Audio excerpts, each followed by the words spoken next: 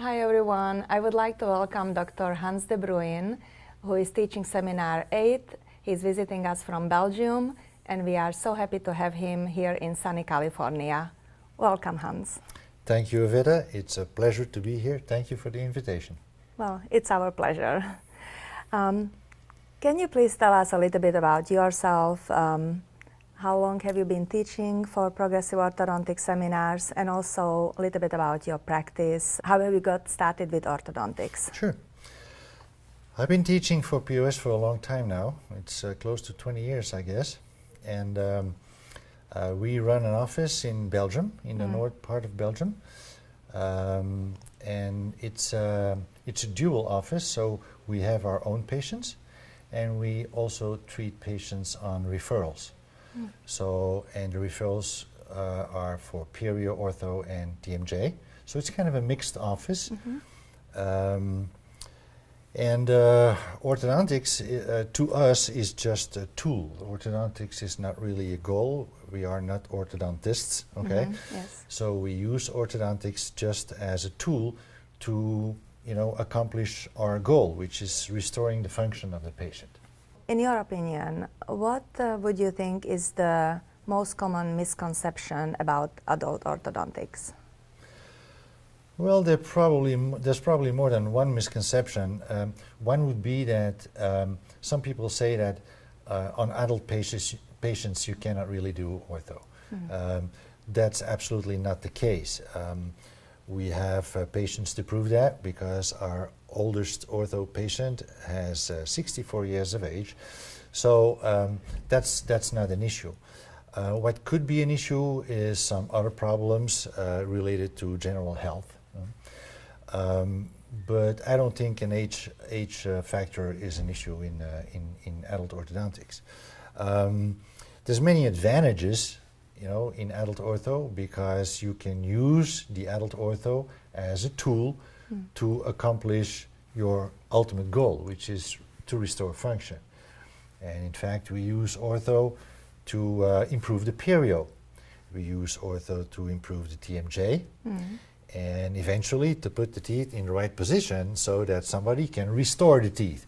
So it's kind of a tool that has its place into the comprehensive treatment plan. That's how we see it. And that's why I think that adult ortho has definitely gained its place into general dentistry. Well, I would think, in my personal opinion, that the adults, maybe they are just even more excited about having their teeth straightened and having all these things corrected. So it must be... Yes, they do, because let's say that you're treating a young child, then the parents walk in the office with the child, and the doctor and the parents look at the child, and they point at the child, and they say, you're going to get braces. But with an adult patient is self-motivated. Right. So they come into the office and they seek care for themselves. And self-motivation is a very powerful thing.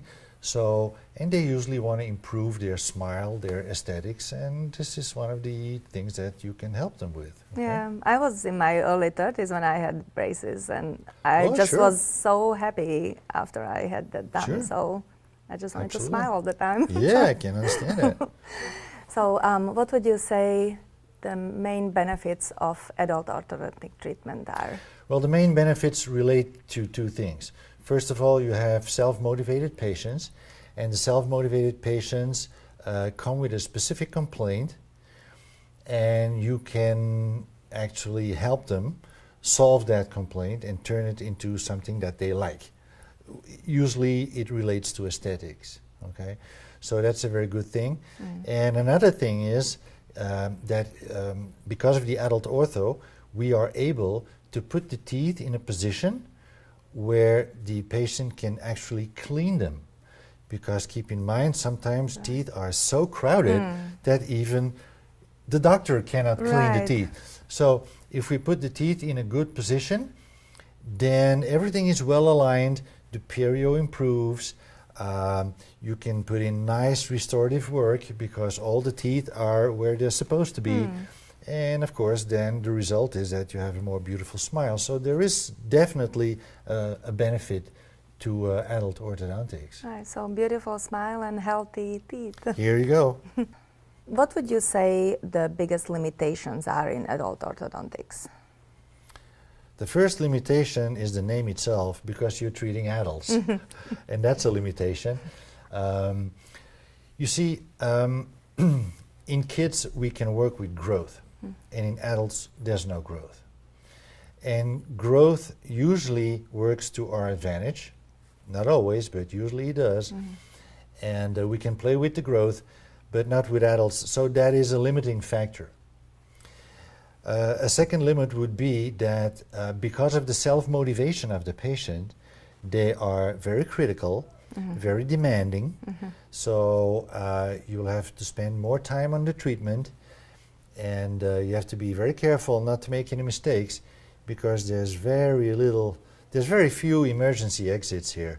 I mean, if you treat adult patients, it has to be right from the first time, okay? That is a limit.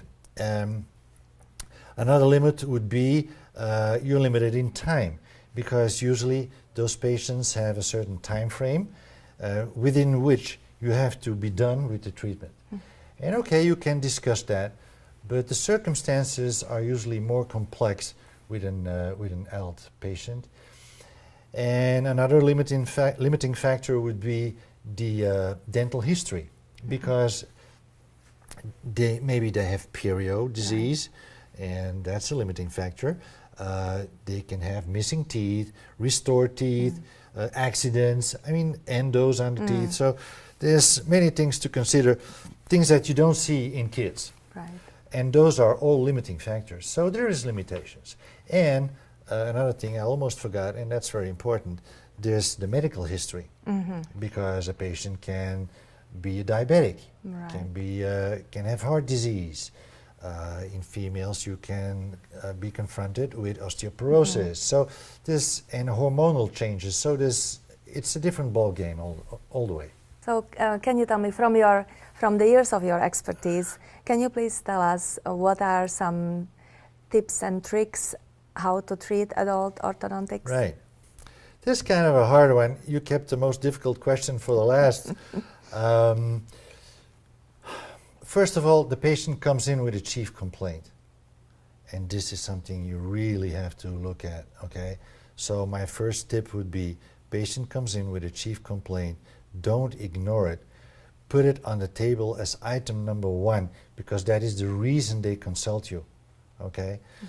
And then a second thing would be, I know that you are on a time schedule if you treat an adult case, but still, don't go wild on the forces that you use, okay?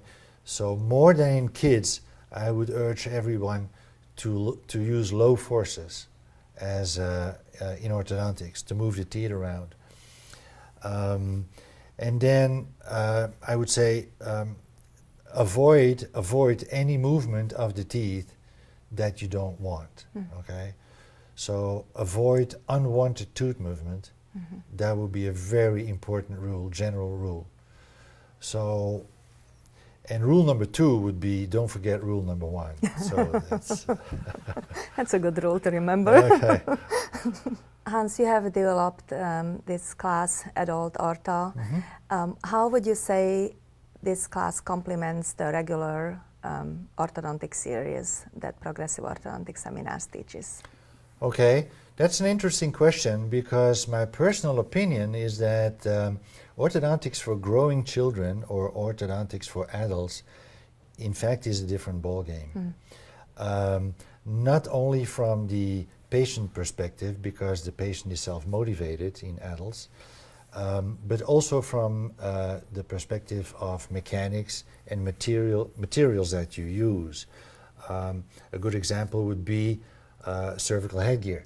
I mean, there's not many adults that want to walk around with a cervical headgear. So there's many differences. And also, as far as adult ortho is concerned, it much more relates to small surgery than with growing kids. like the retrieval of an impacted tooth, for example. That requires some surgery. Maybe there's wisdom teeth that you want to remove. That requires surgery. Maybe there's an endo problem. So, I mean, if you treat adult patients with ortho, you really need to have an helicopter view on things and keep perspective of all the other parts of dentistry, because you're going to need all those parts of dentistry in your comprehensive treatment plan and in your ortho. If I may, I will give you another example. If you forcefully erupt one tooth and you put it in a more extruded position, then you may want to do something with the soft tissue, with the gums and the bone. That requires a piece of surgery if you want to have a nice result. Okay, I call it soft tissue, high-speed handpiece, and composite orthodontics, and it fits into the treatment objective of adult cases. So there is a distinct difference between orthodontics for growing patients and orthodontics for adults, that's for sure. Well, I'm sure there are so many dentists around the world who can't wait to hear your seminar, and thank you so much for spending time with us, and enjoy your time in California. Thank you, you're welcome, and I'm also very excited. I can't wait to be in front of the class. Thank you. Thank you.